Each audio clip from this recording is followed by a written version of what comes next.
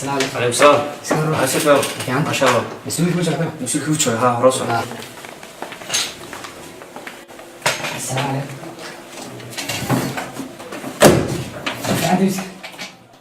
كان magacaygu waa Xamse waxaan ahay dhalinyarada ku nool magaalada Hargeysa waxna ku bartay waxaan ahay dhalinyarada hadda sanadkan baxday waxaan doonayay shaqo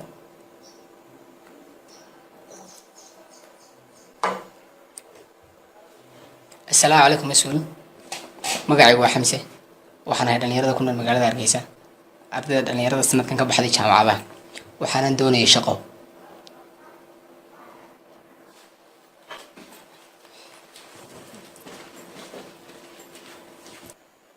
adeer wax fursado meesha ka banaan ma jirto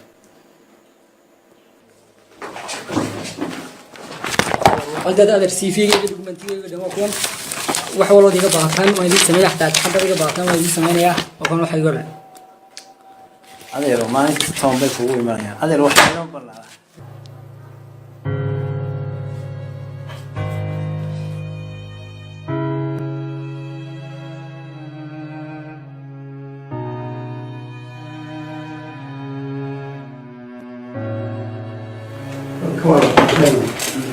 السلام عليكم. عليكم السلام ورحمة الله. عليكم.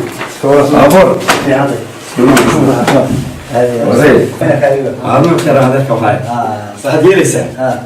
ما أنت أنا في الجنة في هذا هو والله ما بحا. صح. فديما يا لما كان نكمل. أي. يمكن شغل سينسا. هي. ما أنت هشغل كرو. هي. سو ما تكلم. هي. هذا هو واقع. هي. سؤال العلم لا. قولوا لي ولا أسكيلك عبيسة. سو ما تكلم. موصل واقع. تمام. waxaan ka baxay jaamacadaha wadanka ku yaala shahaadooyinkaaga waxba kaama gelin adiga iyo waxaad bartay jooji adiga shaqada lagu dira un qabo iminka maanta shaqo gelaysaa waa inuu aynka adeer ina kan maaragta waa nina maadeernay weyn ima kaad shaqo gelinaysaa sidoo kale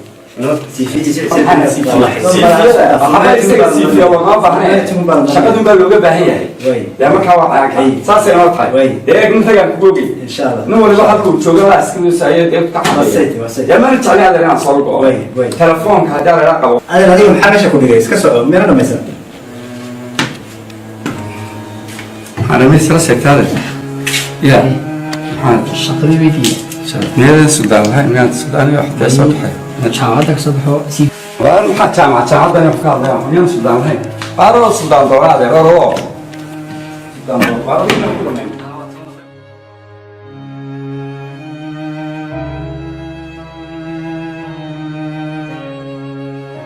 waxa aan ku noolahay nolol adag noloshan aan ku noolayna horumar ma samayn karo mana guulaysan karo sababtoo ah waddankan aan ku noolahay waxaa ka shaqaysa qabyaalad aad iyo aad u badan nin walbana waa ninkiis wax alla waxaan baranayay waxba ma tarayaan dhibaatada ka taagan waddankan waxa ay keentay inaan ka rajo dhigo wixii aan ku hamiyey oo dhan waxa ay keentay inaan ilaawo wax allii ala wixii aan ku fikirayay waxa ay keentay inaan u hanqaltaago waddan aanan lahayn waxay keentay inaan waxba qabsan waayo waxa ay keentay dhibaatada ka taagan waddankan inay aniga iyo aabbahay na dhex dhigto walaad aad iyo aad u weyn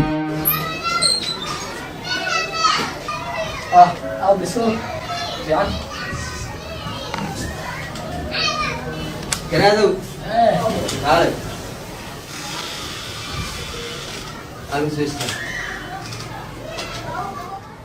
heer jaamacadeed baan ku soo gaarsiiyey maanta shahaadad haysataa ku shaqo tagi karto tixgelinteedii adugu maxay ku dhacday marka inaad anigii isoo dul fadhiisto shaqalaanta halkee ka taagantay aba ma subax ilaahay soo gooyna markaa CV kala bixin oo shaqo doon ma jirto shaqo maalin kasta waan soo waaya maalin kasta CV-ga guriga kula soo noqdaa bartaa waxa ka buuxa waa waraaqadii CV-da maxaan sameeyaa abo waddanka shaqo waan ka soo waayay sanira maxaan sameeyaa meel kasta waan maray meel aanan gelin ma jirto geedeeda geed gaaban baan u karaa bayna shaqo helo arrintan waa arrin u baahan in la hubiyo waddanka aba shaqo ma taha maxaan sameeyaa abo way imika hawshaas hawlan yeeliya ma haday noqotay mar labaad inaan dib kuu sii koriyo wax dhacaya maaha wixii kharash ahaa iyo wixii hanti lahaa iyo waxaad xoog lahaa adiga ku soo si aad wuxuu noqoto anaguna aan wuxuu noqono qayb kala qabto maanta hadday noqoto inaad dib guriga usoo noqoto bariiska aad ula sii cunto wax soconaya maaha imikana waxaan kuu sheegaya inaad imika kacsan iga bax mar dambana ay kusoo noqon bidaafkana ay kusoo noqon qofkaasaa kusoo dabcayo aan maarka xooggeedii hantidii baa kusoo keen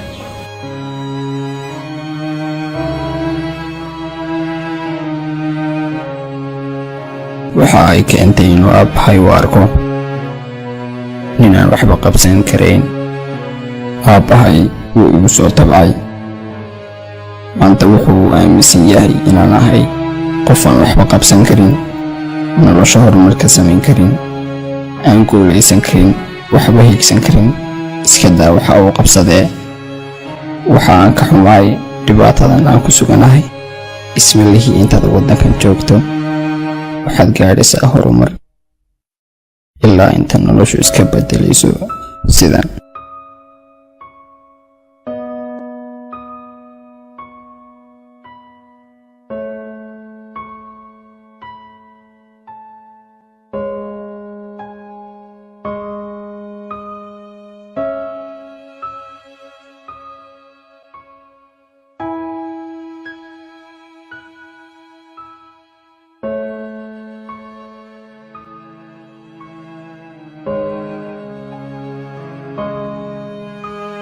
shaqaan doontay waxa aan kala kulmay dhibaatooyin fara badan.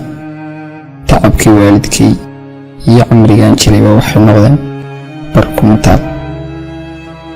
waxa ay damqaysaa noloshan ku noolahay ee aanan waxba u qabsan karin, ee aanan qeyrkay la tagtami karin, hiigsanna karin. waxaan ku fikiray oo aan go'aansaday inaan ka tago dalka oo aan tago barta ay ka imanayaan dadka horumaray ee maalin kasta la leeyahay ninka wax haystay waa qurba joog, ninka nolosha wanaagsan ku nool waa qurba joog, ninka gaariga wanaagsan wata waa qurba joog, ninka guriga fiican ku jiraana waa qurba joog, ninka wasiirka ahi waa qurba joog, sidoo kale ninka loo soo istaagaya waa qurba joog. dalkaygan ku barbaaray ee aan ku noolaan wax ku bartay wax aan ka ahay haba yaraatee ma jirto. waxa aan ka xumaay kama fikirin dalkayga iyo dadkayga inaan ka tago, balse waqtiga iyo waayaha hadda wacyiga taagan ayaa igu kallifay inaan ka tago. ilaahay waxaan ka baryaya inuu igu garab istaago inaan gaadho guusha.